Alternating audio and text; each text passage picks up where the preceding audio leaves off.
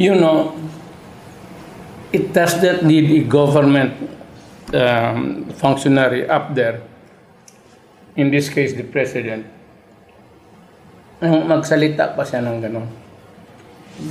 All he has to do is to order his DILG secretary in a cabinet meeting, do your job, down the line, sabihin mo sa kanila, ito ang gawin. Pag hindi, if you cannot do that, then give me an explanation because I will let somebody do the job for us.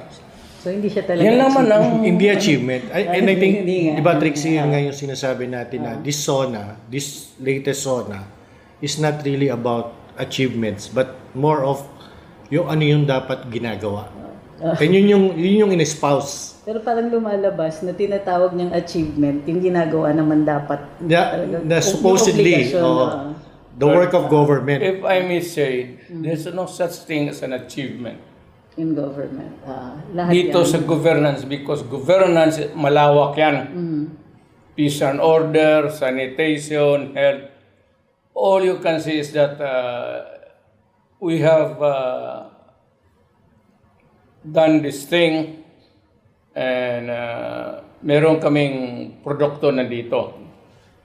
There is no achievement because it is a dynamic thing that does not end.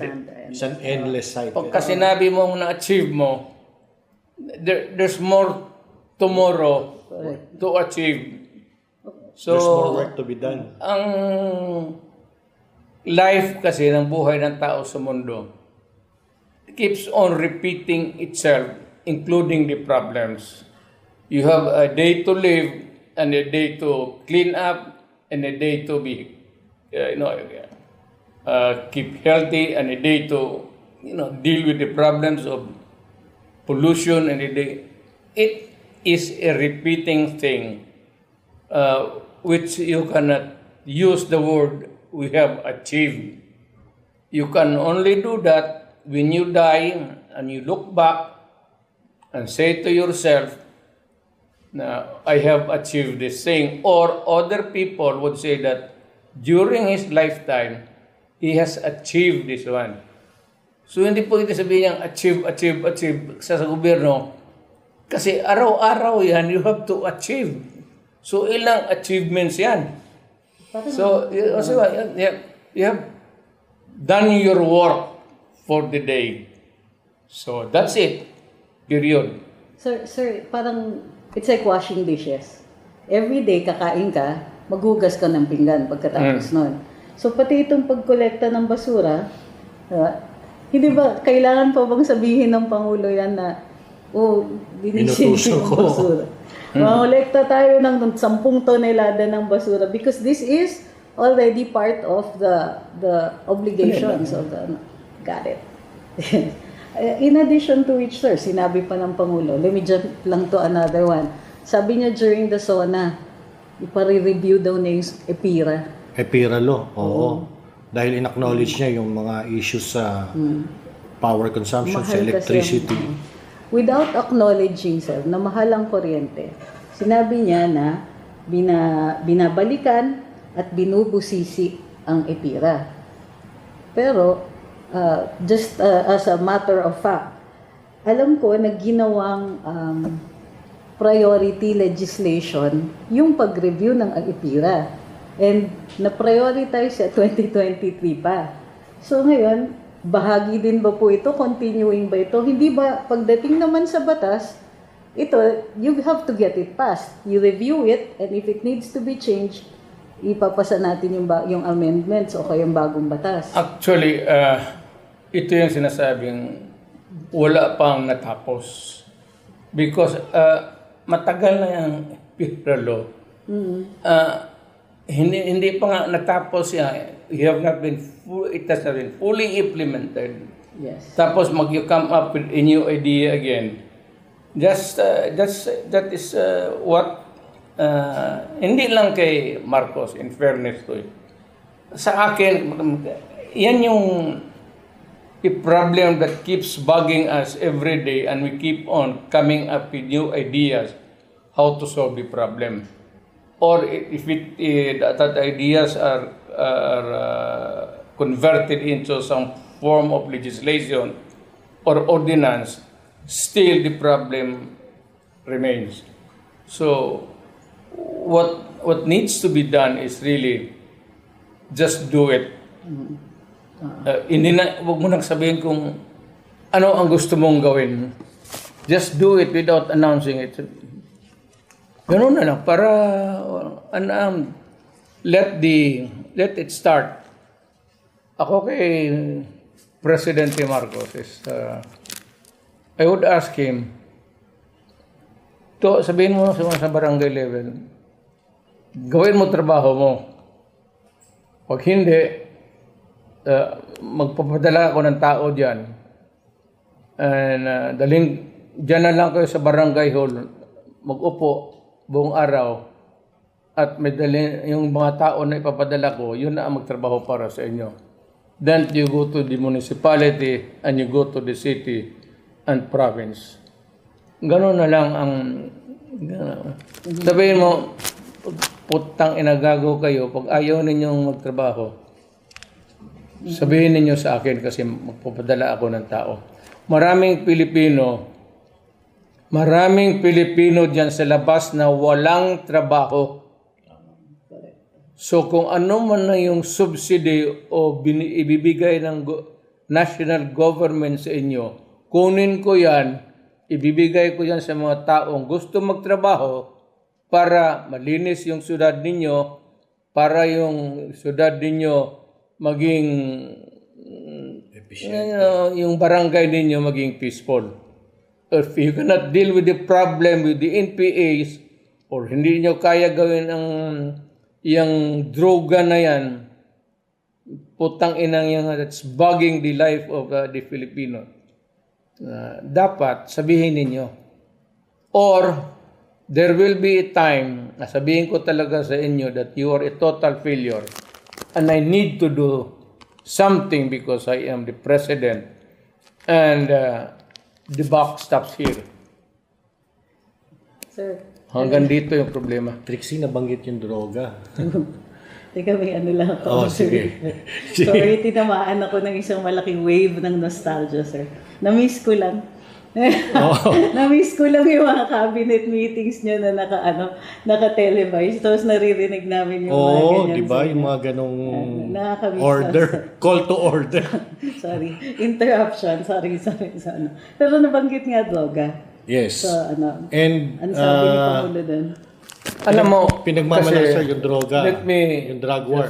interrupt you for bastos man pakinggan, undignified man for a president to do it.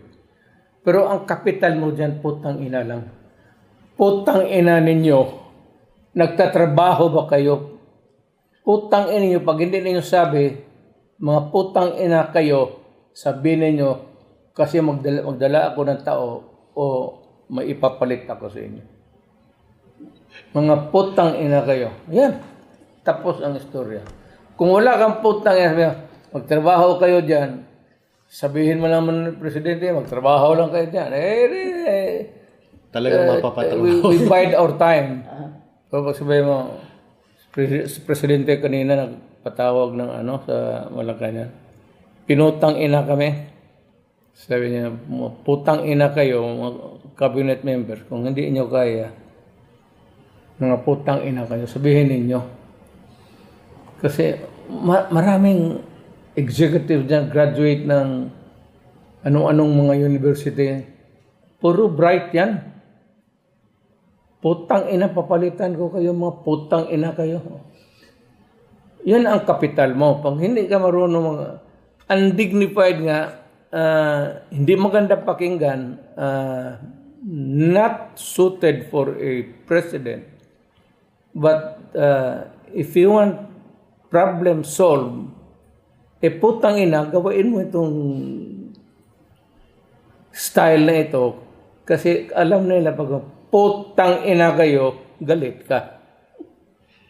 Alam mo, hindi tama.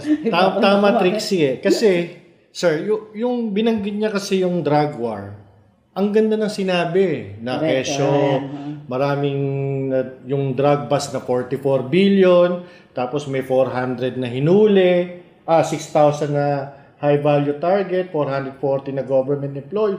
Pero sir, pag tanungin mo ang ordinaryong mamamayan ngayon, bumalik yung takot. Correct. Bumalik ang mga krimen sa kalsada. And alam naman natin na ang droga ang nagtutulak niyan sa krimen. So parang yung hindi nagtutugma sir yung SONA sa talagang nararamdaman ng taong bayan. Which yun ang naramdaman natin nung panahon mo sir bilang Pangulo. You know, it's not how much or how many sacks. Hindi na nahuli. pinag-usapan ng droga because droga is being manufactured everywhere. There's money in it and you can only deal with it in one part of the country. We do not have the resources. So, plus the imported ones that would be, you know, thrown along itong coastal areas and pipick upin niya ng mga pambot or mga lancha na kukunin. Manufactured, alam na niyo kung saan. It's money. It could either be tayo ang nagmamufacture, itatapo rin natin sa kanila. It's a so many avenues of making money and everybody is doing into it because there is not enough legitimate masabi mong hard-earned money na with the population growing wild, hindi mo lahat mabigyan ng trabaho. Not only in the Philippines, but in other areas. Yes. So, this thing becomes a problem. Meron siyang binanggit, sir. Well, hindi binanggit yung napansin niya. Binanggit niya yung drug war. Pero, wala siyang mention dun sa rising crime statistics. Yes. Or consequently, wala din banggit na bumababa ang krimen. Hindi, binanggit naman niya. Pero parang in passing na parang walang impact. Puro motherhood statements eh. Motherhood Yun nga, niya. di ba, na kesyo yung drug war niya. Actually, parang may pasaring pa nga sa previous administration. Extermination is not one of the... It's not an option. It's never one of them option. Well, Dahil he described it as his bloodless drug war. alam mo kasi, I do not blame Mr. Marcos. He's a believer of sa Diyos. Ako, naniniwala ako sa Diyos, pero kung sinasabi ko sa Diyos, hindi mo nasulbad ito, I will do it my own way. If you cannot, by the grace of God, hindi mo ma-stop itong senseless killing of innocent civilians, yung they are being pulled up, they slaughtered, and if you cannot give instant justice, of course may gobyerno tayo, but tanungin ko na lang sa Diyos, how efficient is the government of America? How many innocent civilians in America or in Europe are killed by senseless terrorists? Alam mo, ako ang tingin ko, I take it personal. Even as president, may namatay tao dyan sa pinakalayong barangay. Kung mag-abot sa akin that he was just killed simply by cruelty o talagang pinatay na walang karason-rason, I would take it personal. At kung malaman ko yan, sabihin ko talaga doon sa mga polis, ayan, nakikinig yung mga polis, putang ina ninyo, you solve that problem or I will solve the problem for you. And I will deal with you after I shall have solved the problem. Meaning to say, kung inutil ka lang naman dyan, putang ina, wala ka ng kasaya ng bayad ng kalakihan ng sweldo ninyo. Pero ako naman, pagka sa trabaho, basta in the performance of duty, wala kayong ano. Sa panahon ko talagang nagkakaputi ako. Mark, nabanggit mo maraming motherhood statements. Meron akong babasahin. Yes. Sabi niya, a substantial number of investment pledges have already commenced operation with many more at various stages of development. Pledges. May naaamoy ka na dyan. No? Sa bilang natin, bukod sa malaking kita para sa bansa, makakalikha ang mga ito ng mahigit 200 at 2,000 trabaho para sa ating mga kababayan. Tumigil siya dyan. Isang paragraph lang po ito, sir, na parang meron lang siya, mabanggit lang yung investment pledges o yung ano, kasi ito po yung rational or justification sa karamihan ng kanyang mga foreign Mga trips. biyahe. Oo. Alam mo, Sir, Mr. President, parehawan tayong presidente. Ang ilagay lang natin sa, just to remind you, and your cabinet, is that once you embark or think of something na may gusto kang plano, dapat mag-isip ka talaga na may makukunan ka, na makuha mo yung buong amount na hindi mo kunin sa installments. Kasi pag nag-bog down yan, yung takbo ng proyekto mo, pag nag-bog down ang financing mo hanggang dyan yan, so many incomplete projects all over the country. Yung daan hanggang dyan lang, walang simento, sa appropriations na doon yun, sabihin, hindi kaya sir, you cannot reach 1 kilometer kung isiminto mo, so hanggang 5 metro ka lang dyan.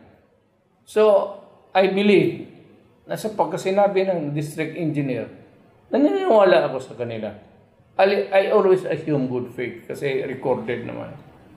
So, makikita mo, kung hindi ayaw mo maniwala, di pupuntahan mo doon. Tapos magtanong ka ng ibang engineer, magkano ang gastos mo dito? So, very easy really to find out. But, ang problema kasi yung funding, 35 billion. Pagkatapos, a few years later, anong project ito? Sir, hindi na kompleto. So, saan napunta yung 35 billion? Sir, naubos na, wala na eh, nakulang talaga.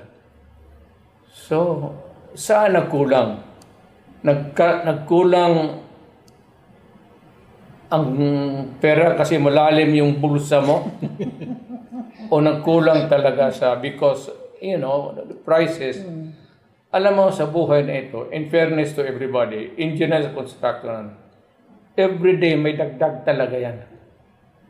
Every day may dagdag talaga yan, piso o 30 centavos, 50 centavos. But they accumulate by the year and malaki yan. So talagang nakukulang ang pera. Yung estimate mo talaga, kailangan, pag itong proyekto na ito to be completed in 3 years, ang appropriation mo talaga must be good for 3 years. Lagyan mo ng additional na 2 years para gawain mong 5 years. Tutang kung ang stricto lang naman ang makikita mo naman ang takbo ng trabaho. It's just a question of itong sa audit. Makikita mo naman and a clause of provision of yung department concerned, highways o itong DINA, makikita naman niya at bigyan kita ng good for 5 million. Ito na yung to cover up for the increases of cost. Yes. Kasi kung i-estimate ko lang ngayon, ang semento, I peg the project study, kasi bukas iba na ang presyo So, gawain mo na lang good for 5 years. Yung 2 years na yan, para na yan sa So, in fairness to the engineers and to the constructors, construction company, yun yung nangyayari. Hindi naman lahat. Yung iba talagang hausyaw. It's for government to distinguish which is the falsehood and the truth. Kaya itong dito, pagka may falsehood, the persons behind it must be held accountable. At no mercy. Sir, nabanggit nyo nga yung mga projects and actually, inaantay ko doon sa SONA na banggitin nga ang mga infrastructure projects. Kung ano ba yung ipepresenta nitong administration na yung pwede lang masabing sila. Di ba may build better Pero more? binanggit kasi doon yung Metro Manila Subway, yung LRT extension, yung Luzon Spine, which if tignan po natin, hindi naman po sila ang nagumpisa. Actually, inumpisahan yan, sir, yung subway, time niya yan. Yung LRT extension, ako tandang-tanda ko yan dahil very active ako noon na binabantayan yung mga big ticket na infrastructure projects na yan. So, yun na naman yung sinasabi natin, Trixie, na yung SONA na supposed to be accomplishment, it's like tinuloy lang yung dati na ngayon sinasabing ginagawa nila. Ang magandang, if you are a courteous person, ako, ang gano'n ito, inumpisan ito ng predecessor ko, ito yung natapos. Correct. Tapos ito yung dinagdag ko, kulang pa rin. Yes. Wala na tayong pera, pero hanggang dito lang tayo. Kasi hindi natin kaya, kasi hindi lang ito ang problema ko. So, the next president might be able to finish the project. And the credit, kung saan yung who was playing the ball game at the end of the game, ibigay mo sa kanya. Wala nang problema. Sabi mo, I have completed this project. He has completed the project. Hindi naman siya, I did not, I completed this project from start to finish. Ganun lang sa gobyerno. Wala naman. Para sa akin, okay lang yan. And you're entitled to it because at that time when it is ripe for harvest, ikaw ang nandyan. So, claim the credit. And it is yours. Tama yun, di ba? So, we have had our days also. At the very least, at the very least, kung yung naiwan na project, bigyan mo ng sarili mong timeline na or bibigyan mo ng improvement doon sa timeline mo na patatapos natin to, yung inumpisahan. Ito yung inumpisahan ni Benigno Aquino noon. Haba nito eh. Yes. It took us so many years because ang haba nito. Ngayon, interspersed with so many presidents in between far and wide. So, ito yung tinapos ko na. But ito yung project ng gobyerno. Ibigay natin yung glory sa taong bayan kasi pera nila yan. Kami yung nandoon, Trabaho. Bayad kami. Yun. Correct. Napansin mo, may madali pansinin, sir, yung mga nasabi niya eh. Pero mas kapansin-pansin yung mga hindi niya yung mga hindi nasabi. Halimbawa, yung mga nilinya dapat, pero wala. Yung iniintay natin. Halimbawa, sir, meron siyang, isinabatas naman, Maharlika Investment Fund. Okay. Naisabatas yan last year pa.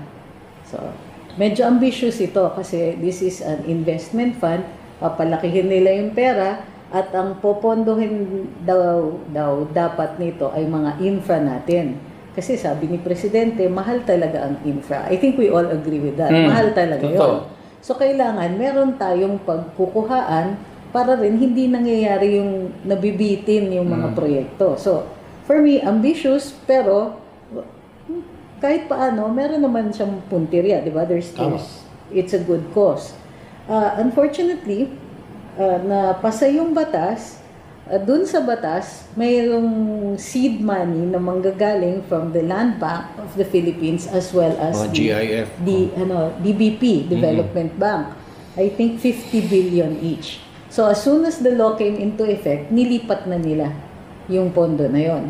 Ngayon naka 1 year na po, ang bukod tangi, of course hindi pinanggit ng presidente ito, ang bukod tanging narinig nating achievement sila, sir, nakagawa sila ng logo. So, hindi ako nagbibiro. Sana nagbibiro ako. Pero nagawa din nila pala ng pillars of sorry na. investment. Sa estimate ko, new projects, 6 years ago, multimillion, billion project. Mabutit na lang, okay, lagay natin, I'll peg it 5 billion project. Ako, Presidente, 6 years, maybe about 30.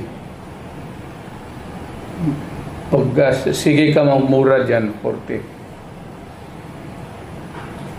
Tapos next administration, 41 na lang hanggang 42. Kasi nawala na. Wala na. Naubos na. Ganun. Ganun. Kaya ako, wary ako sa paggobyerno. Mas mabuti pa, itong opisina na ito, one big office, maraming computer, tapos maraming researcher, tapos lahat ng buong mundo magsali, magbidding ka na lang, huwag kang kumuha ng lowest bid kasi pag ni lowest bid, babarating ka niya. Doon ka magkuha dito sa about 100% dito in its totality na mag-participate. Dito ka magkuha sa mga 40 gano'n. Kasi huwag ka masyadong ambisyoso dyan sa pababa. Kalang pababa, bagsak talaga yan. Kasi magbibid yan. Itong mga bidder, magbibid yan.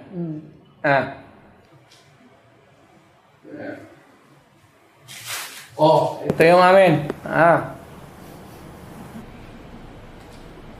Yan. Lowest bid. Ganun ba? Tatapusin namin yan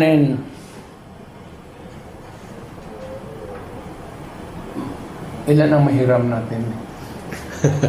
Ilan ba yung ayusin ba? Ilan ba yung Korean? ilan ba yung hiramin natin to pinan?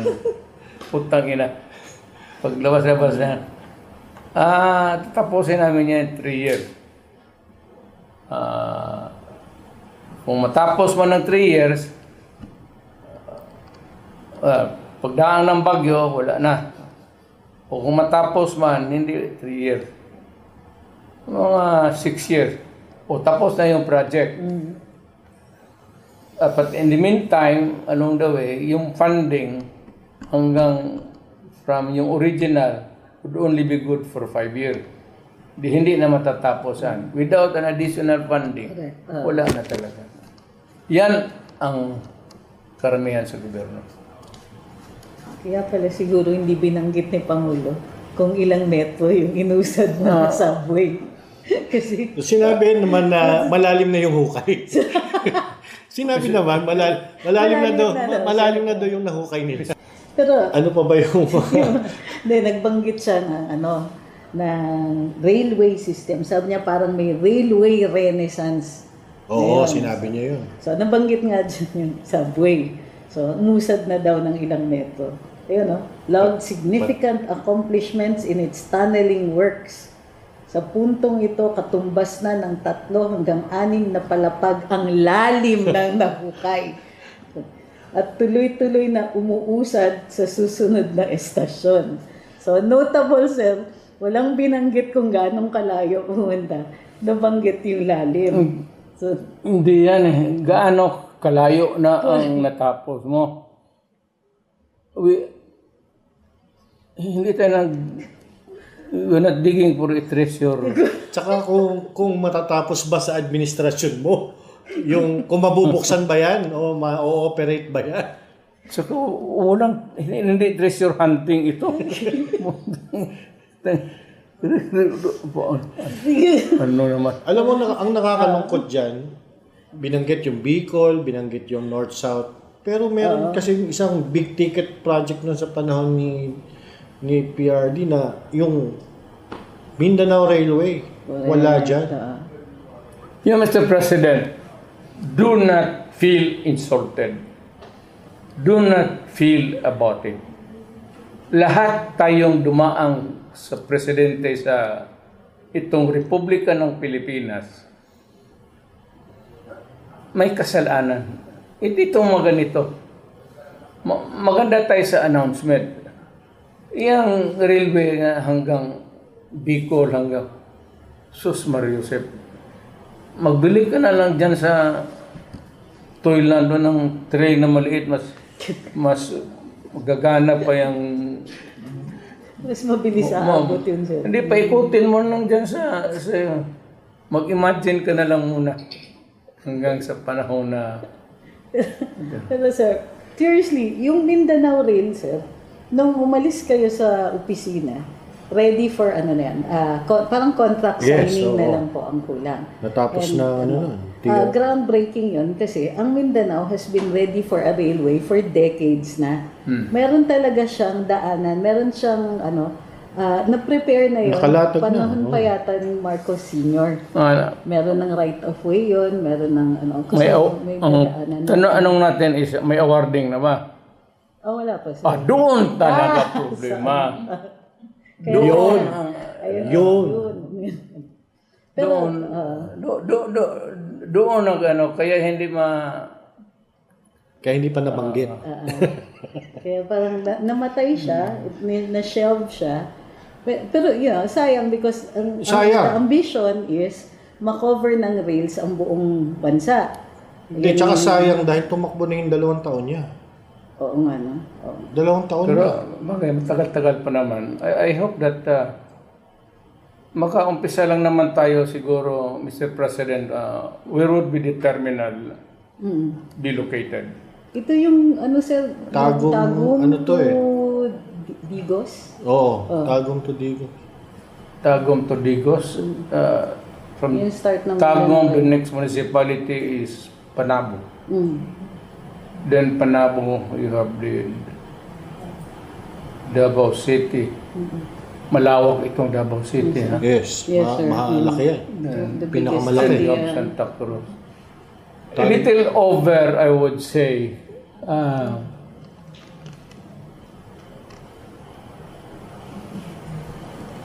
Baka abutan ito ng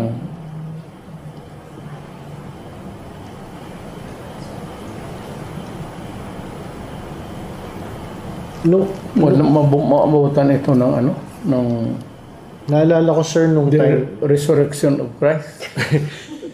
Sir, naalala ko kasi nung time nyo, nung lagi kong kausap si Secretary Artogade, kung natuloy itong Mindanao Railway, it will be the biggest infrastructure project Yes, of the country. Malaki. May eclipse niya yung subway. Subway is 800 billion. correct. Yung Metro Manila subway. At that time, nung inano yung subway, that was the biggest. Pero nung kinoconceptualize ngayon Mindanao Railway, sinasabi nga na kung yan may execute, it will be the biggest. And it's long overdue. Oo, dapat nga isa sa uno. Mindanao should have its... Okay, you want it done, maybe a little bit expensive. Kung ibigay Pilipino ang bidding, diretso mo na. Ikaw, Ito or Mitsubishi, you can build it. I will pay it in 25 years on ganitong installment. So you start. Yes. So, it Willing can be naman, done. I think willing naman yung mga partners natin like Japan and China. Oo. China. Sir, ang China, ang Indonesia ngayon may high-speed railway na. Oo. Gumagana na. China has always been very interested in helping us. But alam mo, yung geopolitical atmosphere, lalo na sa itaas, ilan lang daw dumadaan diyang presidente na ano. Kasi mahalata ang sa Amerikano talaga. If you are for China, then they would say that you are anti-American. Yes. Hindi nila matanggap yung neutral ka. So yan ang mahirap na ano. So Parang bipolar. big stakes. Ang Amerika walang maitulong na ganun. America does not have the money to fund it. Wala. It's only China or Japan. Pero sila na lang, ibigay mo sa kanila, then bayaran natin ng ilang taon. So there's, I think, sir, yung Mindanao Railway, ready na yata ang Chinese funding nun eh. Nung, Yes, it nung was, time ni Secretary Tugade. So, yun nga, dun na, no? Missed opportunity na. Kumbaga. yun, dapat kasi rin, napag-usapan na yan even before. Sana di yung negotiation stage, yung shadow government mo, may mga proposals na para mapag-aralan na once pag nakaupo ka dyan, if you're a shadow government, tapos naupo po ka na, maumpisa na kaagad so that at least kalahati. You mean by in transition team? Parang gano'n. Okay, sige po. Tama. I get it. Yung sa bago kayo uupo, yung transition Yes, team, may oo. kausap na sila. Para yung continuity. So, that is why you should separate really the economic sector from the political side. Dapat itong presidente huwag makialam sa projects dito. Dito, ilagay mo lang lahat yung mga bright nating mga anak. Mamili ka lang yan. Sa lahat, maraming eskwelahan yan. Maraming bright natin mga anak. Ilagay mo lang dyan yan sila lahat. Yung brilliant. Dito yung mga politiko. Dito lang yan sila. Huwag silang makialam dito sa yung economic plan talaga. Yung long range plan, huwag pakialaman ng presidente yan. Yun ang dapat. Sa totoo lang, sir, isa sa mga factor ng panalo ng napakalaking mandate na binigay ng taong bayan kay President Bongbong Marcos is because yung pangako niya na continuity. Oo. Na sabi niya na itutuloy ko yung mga nasimulang proyekto ng Duterte administration. So, yun yung yun yung dahilan kung ba't siya nanalo at malaki ang binigay na tiwala ng taong bayan. Sumabog kasi yung transformer along the way. Pinaputol. Saan banda? Ewan ko. By